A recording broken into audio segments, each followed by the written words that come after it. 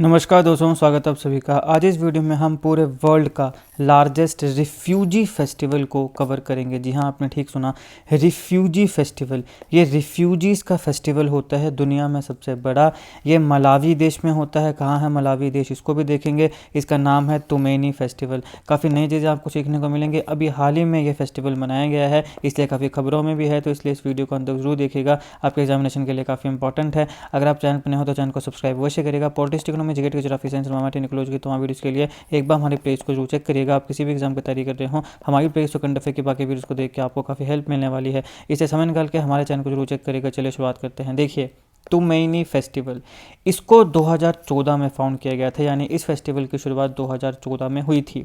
ये काफ़ी unique cultural event है जो कि मलावी में एक कैंप है, बहुत इंपॉर्टेंट है, ज़ालेका रिफ्यूजी कैंप, ये इस कैंप का नाम है। ये बेसिकली एक रिफ्यूजी कैंप है। ये कैंप क्यों बना और मलावी से रिलेटेड सारे इंपॉर्टेंट फैक्ट्स हम आगे देखने वाले हैं, तो चिंता मत करिए। अब एक मलावी देश है जहाँ पे एक बहुत बड़ा रिफ्यूजी कैंप है, दुनिया में सबसे बड़ा रिफ्यूजी कैंप है, उसका नाम है ज़ालेका रिफ्यूजी कैंप। यहाँ पे एनुअली हर साल ये एक यूनिक कल्चरल इवेंट मनाया जाता है, नाम है तुमेनी फेस्टिवल। और इसकी शुरुआत कब से हुई थी? 2014 से हुई थी। ये पूरी दुनिया का ओनली रिफ्यूजी फेस्टिवल, यानी इकलौता ऐसा फेस्टिवल है जो रिफ्यूजीज़ के द्वारा मनाया जाता है। इसको मैनेज और ऑर्गेनाइज भी रिफ्यूजीज़ के द्वारा ही किया जाता है। ये जो फेस्टिवल है ये एक वाइटल प्लेटफॉर्म की तरह सर्व करता है, ताकि जो भी डिस्प्लेस्ड लोग हैं, जिनको अपने अपने घरों से निकाला गया है या फिर किसी कारणों से उनको भागना पड़ा, उनके बीच में कम्युनिटी सॉलिडेरिटी और जो कल्चरल एक्सचेंज है उसे प्रमोट किया जाए। तो ये एक वाइटल प्लेटफॉर्म देता है कि जहाँ पे अलग अलग जगह से जो भी अपनी जान बचा के लोग वहाँ पे आए हैं, कईयों को निकाला गया है, कईयों को भागना पड़ा अपनी जान बचाने के लिए, उनमें कम्युनिटी एक्सचेंज, कल्चरल एक्सचेंज और सॉलिडेरिटी, भाईचारा, इन सब को प्रमोट किया जाए, इन सब को बढ़ाया जाए। देखिए, हर साल यहाँ पे हज़ारों की संख्या में अटेंडीज़ आते हैं और यहाँ पे मिक्स ग्लोबल परफॉर्मेंस हमें देखने को मिलती है। काफ़ी परफॉर्मेंस, अलग अलग प्रकार के परफॉर्मेंस जो है उसको फीचर किया जाता है और हज़ारों की संख्या में यहाँ पे लोग आते हैं। अगर इस फेस्टिवल की हाईलाइट्स की बात करें तो सबसे पहले बात आता है कल्चरल डाइवर्सिटी। अब यहाँ पे जो रिफ्यूजीज़ हैं वो एक या दो देशों के नहीं हैं, अलग अलग देशों के हैं। कैसे हैं ये रिफ्यूजीज़, कैसे आए यहाँ पे, क्या हुआ क्या नहीं हुआ, आगे हम देखने वाले हैं। तो देखिए, ये जो फेस्टिवल है ये wide range of artistic expressions को शोकेस करता है। यहाँ पे music, dance, theatre, visual arts देखने को मिलता है, पूरी दुनिया के अलग अलग देशों का, अलग अलग कल्चर का, अलग अलग सिविलाइजेशंस का। एंगेजमेंट की बात करें तो यहाँ पे ये पूरा का पूरा फेस्टिवल रिफ्यूजीज़ के द्वारा मैनेज किया जाता है।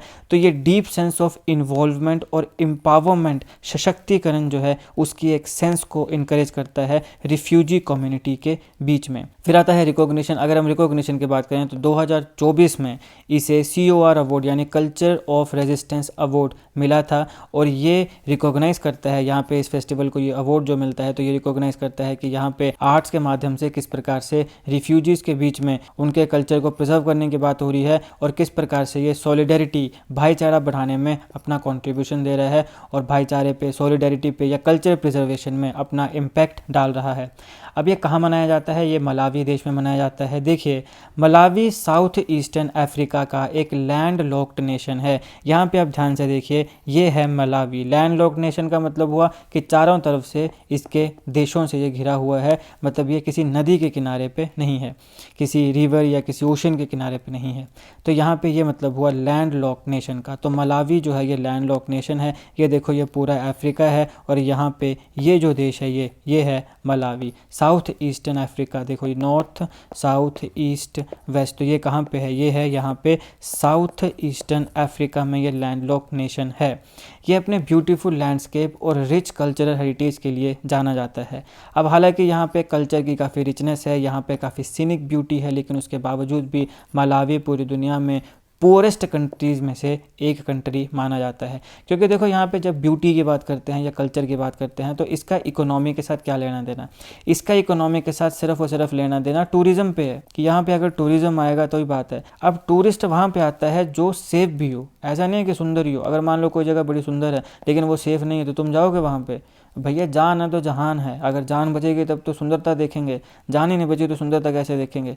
तो जब हम ये कहते हैं कि भाई सीनिक ब्यूटी है, कल्चर रिचनेस है, तो उसको देखने के लिए लोग वहाँ पे तभी आएंगे अगर वहाँ पे उनको सेफ़ महसूस होगा। तो सेफ्टी सबसे इंपॉर्टेंट चीज़ है जो कहीं ना कहीं शायद हो सकता है इन देशों में लैक करती है। तो यही कारण है कि इतनी सीनिक ब्यूटी और कल्चर रिचनेस के बावजूद भी ये जो देश है ये पूरेस्ट कंट्रीज़ में से आता है, क्योंकि सिर्फ टूरिज्म ही टूरिज्म है ना। लेकिन सिर्फ टूरिज्म पे दुनिया थोड़ी ना चल सकती है, देश थोड़ी चल सकता है, अमीरी थोड़ी आ सकती है। बाकी इकोनॉमी के जो फैक्टर्स हैं उनको भी तो कंसिडर करना पड़ेगा। बाकी धंधे हैं, बिजनेस है, एंटरप्रेनर है या फिर नेचुरल रिसोर्सेज हैं, ये सब चीज़ें भी होनी चाहिए। अब मलावी की पूरी जो इकोनॉमी है वो एग्रीकल्चर के ऊपर बेस्ड है। अगर इसकी ज्योग्राफी की बात करें तो इसका टोटल एरिया 1,18,484 स्क्वायर किलोमीटर है और ये 3 देशों से तंजानिया, मोजाम्बिक और ज़ाम्बिया, यहाँ पे देखो ये है मलावी, तो ये आ गया आपके पास पूरा, ये यहाँ पे ये आ गया तंजानिया, यहाँ पे ये आपके पास आ जाता है ज़ाम्बिया और ये आपके पास आ जाता है मोजाम्बिक। ये यहाँ पे ये क्या है, ये है मोजाम्बिक। तो ये ज़ाम्बिया, मोजाम्बिक और तंजानिया, इन 3 देशों के साथ ये अपना जो बॉर्डर है उसको शेयर करता है। तो इसको याद रखने का क्या ट्रिक है, इसको याद रखने का ट्रिक है ज़ोमाटो।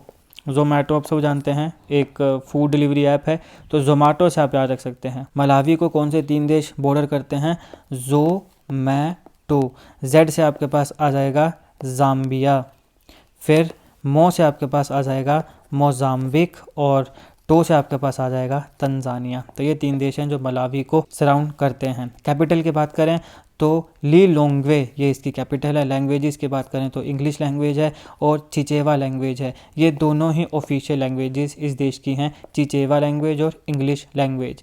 उसके साथ साथ नेचुरल फीचर्स की बात करें तो ये जो देश है ये लेक न्यासा के लिए जाना जाता है, जिसको लेक मलावी भी बोलते हैं।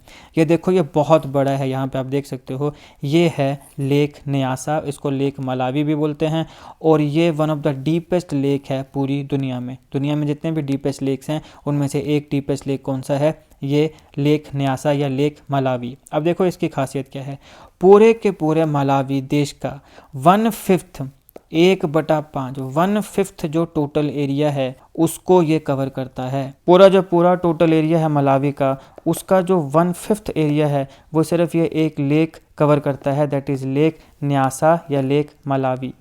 इकोनॉमी की बात करें तो जैसे मैंने पहले बताया, मलावी की जो इकोनॉमी है उसकी बैकबोन क्या है, रीढ़ की हड्डी क्या है, वो है एग्रीकल्चर।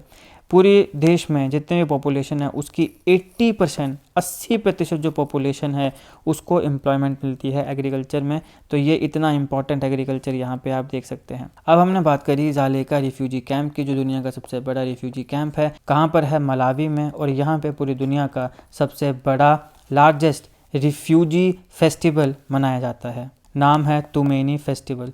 तो अब हम ज़ालेका रिफ्यूजी कैंप के बारे में डिस्कस करते हैं। देखिए इसको 1994 में इस्टेब्लिश किया गया था। ये मलावी का इकलौता परमानेंट रिफ्यूजी कैंप है। अब यहाँ पे मैं बात कर रहा हूँ कि ये रिफ्यूजी कैंप है, तो यहाँ पे रिफ्यूजीज़ आए कहाँ से। देखिए बुरुंडी, रवांडा और डेमोक्रेटिक रिपब्लिक ऑफ कॉन्गो, इन देशों में कुछ लोगों का जीनोसाइड हुआ, वायलेंस हुई, यहाँ पे युद्ध हुए, वॉर्स हुए। तो इसकी वजह से कई लोग अपनी जान बचाने के लिए भाग के मलावी में आए। अब वहाँ पे कहीं ना कहीं उनको सेटल होना था, तो ये इस एक रिफ्यूजी कैंप में सेटल हो गए और ये इतने सालों से यहीं पे रह रहे हैं। देख लो 1994 में इस्टेब्लिश हुआ था, यानी उस दौर 80 या 90 के दशक में जब रवांडा, बुरुंडी और डेमोक्रेटिक रिपब्लिक ऑफ कॉन्गो, इन देशों में गृह युद्ध हुए, वायलेंस हुई, जीनोसाइड हुए, लोगों के वॉर्स हुए, तो भाग के लोग यहाँ पे अपनी जान बचाने के लिए आए और तब से ये परमानेंट रिफ्यूजी कैंप मलावी का बना हुआ है। अब समय के साथ साथ यहाँ पे और रिफ्यूजीज़ को भी इन्होंने अकोमोडेट किया, जैसे कि सोमालिया देश है, इथियोपिया देश है। इन देशों में भी जब गृह युद्ध हुए, वॉर्स हुई, वायलेंस हुई, जीनोसाइड हुए, तो यहाँ से भी लोग भाग के इस रिफ्यूजी कैंप में आए। इसकी सिग्निफिकेंस की अगर हम बात करें तो सबसे पहले रिफ्यूजी इन्फ्लक्स, देखिए 3 दशक से ज़्यादा का समय हो गया है। ज़ालेका जो है ये क्रिटिकल रिफ्यूज कैंप बना हुआ है हज़ारों लोगों के लिए जो अपनी सेफ्टी चाहते हैं या फिर जो भी अलग अलग कन्फ्लिक्ट और टर्मोइल हैं उनको छोड़ के अपना एक नया जीवन जीना चाहते हैं। कम्युनिटी और कल्चर, ये जो कैंप है ये मेल्टिंग पोट है कल्चर और स्टोरीज़ का। तुमेनी फेस्टिवल जो है ये इसका क्लासिक एग्जाम्पल है। यहाँ पे क्रिएटिविटी और रेजिलियंस जो रेजिडेंस की है उसको ये हाईलाइट करता है। तो ये है इस लेक्चर का एनालिसिस, जहाँ पे हमने जितने इंपॉर्टेंट फैक्ट्स आपके एग्जामिनेशन के लिए जरूरी थे उन सारों को कवर किया है। आई होप आपको वीडियो अच्छी लगी। अगर आपको अच्छी लगी तो लाइक करिएगा, शेयर करिएगा। Politics, economy, GK, geography, science, environment, ecology की तमाम वीडियोज़ के लिए एक बार हमारी पेज को चेक करिएगा। आप किसी भी एग्जाम की तैयारी कर रहे हो, हमारी पेज को करंट अफेयर की बाकी वीडियोज़ को देख के आपको काफ़ी हेल्प मिलने वाली है, इसलिए समय निकाल के हमारे चैनल को जरूर चेक करिएगा। जीके कंट फिर जीके टिक्स ऐसी वीडियो के लिए हमारे चैनल को सब्सक्राइब करिएगा, बेल आइकन को जरूर दबा दीजिएगा ताकि किसी वीडियो की नोटिफिकेशन आपसे मिस ना हो। आपका बहुत बहुत धन्यवाद।